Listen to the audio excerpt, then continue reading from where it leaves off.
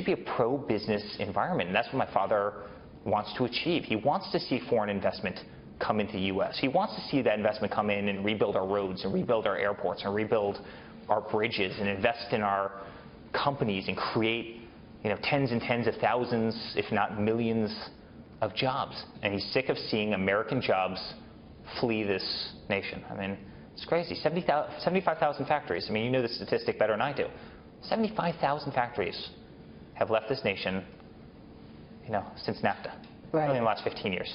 I mean, think about that. I mean, how long does it take before a country completely goes under, before you have no jobs? Right. It's just a scary proposition, and he didn't need this job. You and I have talked about this a million times. He didn't need this job. But when he sees that happening, and he sees that median incomes haven't gone up in this country in 15 years, and he sees thousands and thousands of jobs going overseas, he sees this country that's no longer making anything. You pass another factory every single day that's boarded up and shuttered. Why shouldn't we be doing that in the U.S.? Why shouldn't we be making iPhones in the U.S.? Why shouldn't we be making televisions in the U.S.?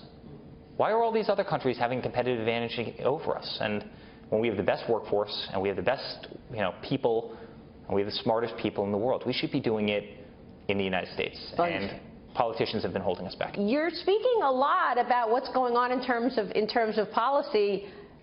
You've learned a lot about politics in the last couple of years, I guess, because you're always a business guy, but now you're seeing the world differently, aren't you? Yeah, it's funny. Well, going back to Iowa, you had the whole delegate system, and you had this and that, and I remember being in a car driving around some of these states at the very beginning and saying, hey, explain this to me, explain how this actually works, and it's funny. And here we are, a year and a half later, and I think it was kind of a great example of figuring it out. We figured it out very quickly. And so forget about politics. I don't think I'm passionate about politics. I'm passionate about red, white, and blue. I'm passionate about this country.